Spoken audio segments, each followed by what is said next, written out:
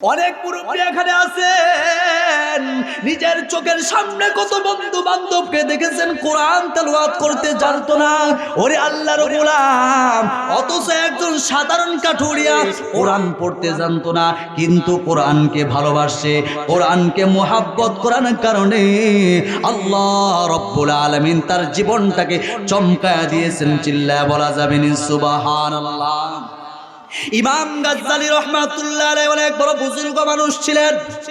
আল্লাহর ওলি একদিন শুয়ে আছেন, স্বপ্নে আল্লাহ রব্বুল আলামিন ডাক দিয়ে কয়, ইমাম গাজ্জালী রে, এখনো কি ঘুম ভাঙ্গে নাই? ও ইমাম গাজ্জালী, ওই যে রহমতপুর এলাকা আছে, ওই রহমতপুর এলাকায় আমার একজন পেয়ারা বান্দা, আমার একজন পেয়ারা বান্দা ইন্তেকাল করেছেন। তার সুন্নত তরিকায় দাফন কাফনের কাপড়টা কাটবার মানুষ নাই, সুন্নত তরিকায় তার কবর রাখবে সেই মানুষটা নাই, সুন্নত তরিকায় তার জানাজাটা পড়বে সেই মানুষ নাই। এই ইমাম গাজ্জালী যাও, দৌড়াও, আমার পেয়ারা বান্দার জানাজাটা দিয়ে আসো। সকালবেলা ইমাম গাজ্জালী রহমাতুল্লাহর ঘুম ভেঙে গেছে, দৌড়ান শুরু করে দিলেন। রহমতপুর এলাকায় যাওয়ার পর ওই এলাকার কিছু যুবকের সাথে দেখা, এর যুবক, তোমাদের এলাকায় কোনো আল্লাহর ওলি মারা গেছেনি? ওই যুবকগুলো ডাক দিয়ে কয়, ও মিয়া, আমাদের এলাকায় কোনো মাদ্রাসা নাই, কোনো আলেম নাই, কোনো মুফতি নাই, আমাদের এলাকায় কিভাবে আল্লাহর ওলি মারা যাবে? ইমাম গাজ্জালী রহমাতুল্লাহ আলাইহি বলে, বলো বাবা, বলো বলো, তোমাদের এলাকায় কোনো আল্লাহর ওলি মারা গেছেনি? ওই যুবকগুলো ডাক দিয়ে কয়, এ মিয়া, বারবার বলতেছে আমাদের এলাকায় কোনো আল্লাহর ওলি নাই, কিভাবে মারা যাবে? ইমাম গাজ্জালী রহমাতুল্লাহ আলাইহি মনে মনে চিন্তা করে, মা তার সন্তানের সাথে ওয়াদা করেছে, এই ওয়াদা মিস হতে পারে। সন্তান তার মার সাথে ওয়াদা করেছে, এই ওয়াদা মিস হতে পারে। সরকার জনগণের সাথে ওয়াদা করেছে, সেই ওয়াদা মিস হতে পারে। আবার জনগণ সরকারের সাথে যে ওয়াদা করেছে, এই ওয়াদা মিস হতে পারে। দুনিয়ার সব কথা মিথ্যা হতে পারে, আমার আল্লাহ স্বপ্নে যেই ওয়াদা করেছে আর স্বপ্নে যেই কথা বলে দিয়েছে, এইটা কোনোদিন মিথ্যা হতে পারে না। চিল্লায় বলা যাবে না সুবহান। ইন্না ওয়াদাল্লাহি হক, আল্লাহর সব কথা সত্য কিনা? মুসলমান ভাইরা আমার, ইমাম গাজ্জালী রহমাতুল্লাহ আলাইহি বলেন, না না, আমার আল্লাহ স্বপ্নে দেখাইছেন রহমতপুর এলাকা আল্লাহর ওলি মারা গেছে। ওরে যুবক, বাবা বলো বলো, মারা গেছেনি? ওরে মুসলমান, যুবকগুলো ডাক দিয়ে কয়, তবে আমাদের জানা মতে আমাদের এলাকার একেবারে শেষ প্রান্তে একজন কাঠুরিয়া মারা গেছে, আমাদের জানা মতে সে কিন্তু আল্লাহর ওলি না। বলে তার নামটা কি? বলে তার নাম হলো আব্দুর রহমান। আরে মুসলমান, ইমাম গাজ্জালী রহমাতুল্লাহ আলাইহি বুঝতে বাকি রইল না, স্বপ্নের যুগে এই নামটা বলে দিয়েছিল। এ যুবক, কোন পথ দিয়া যাব? ওরে আল্লাহর গোলাম, ইমাম গাজ্জালী রহমাতুল্লাহ আলাইহি দৌড়ান শুরু করে দিলেন। দৌড়াইতে দৌড়াইতে গ্রামের এক শেষ প্রান্তে চলে গেলেন।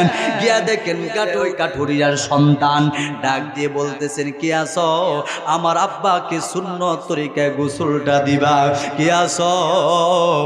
আমার আব্বাকে সুন্নত তরিকায় জানাজা দিবা।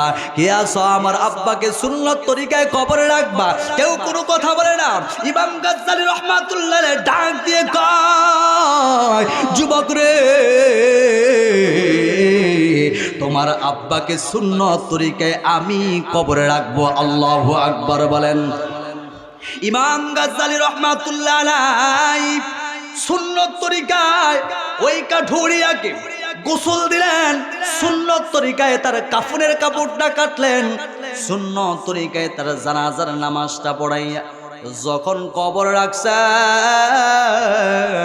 ওরে আল্লাহর গোলাম নবীর উম্মতের দান, ইমাম গাজ্জালী রহমাতুল্লাহ আলাইহি তাকায় দেখেন ওই কবর থেকে মেশকো আম্বরে গ্রান বের হচ্ছে।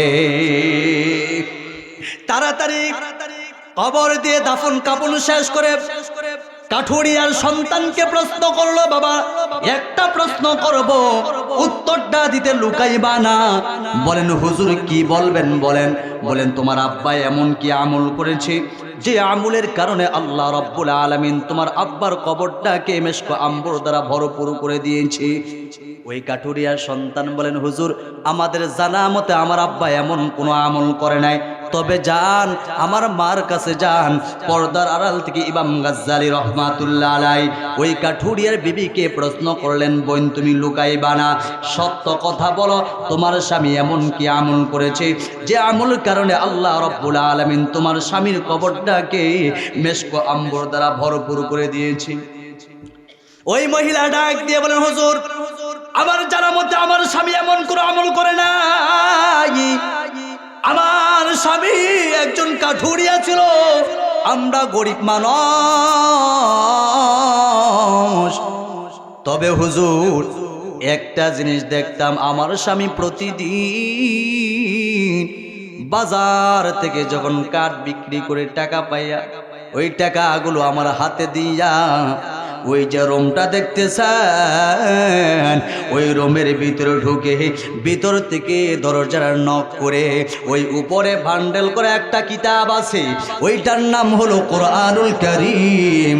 আমার স্বামী কোরআন তেলাওয়াত করতে জানতো না, আমার স্বামী কোনোদিন মাদ্রাসায় পড়ে নাই, শেষ বয়সে এসে আমার স্বামী ওই থাক থেকে কোরআনটা নিয়ে প্রত্যেকটা লালে লালে আঙ্গুলটা ঘুরায়া ঘুরায়া বলতো সব আল্লাহর কথা সত্য, একটা লাইনও মিথ্যা না।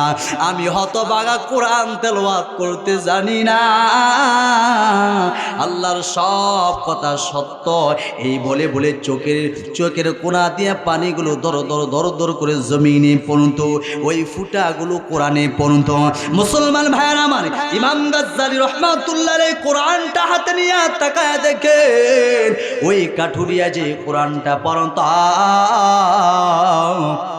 তার চোখের পানি দিয়া কোরআনের পৃষ্ঠাগুলো এখনো ভিজে আছে।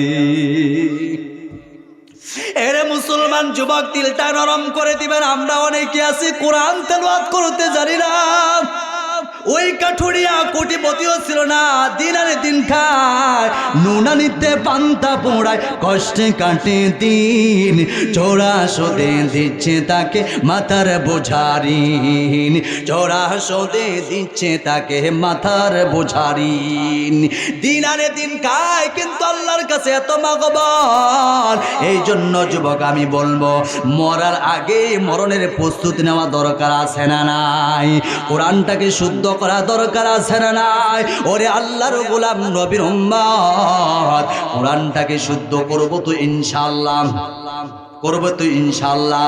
যদি নিজে না পারে আমরা আলেমদের কাছে যাব, মসজিদের ইমামের কাছে যাব, মুয়াজ্জিনের কাছে গিয়ে কোরআনটা শুদ্ধ করবো তো ইনশাআল্লাহ।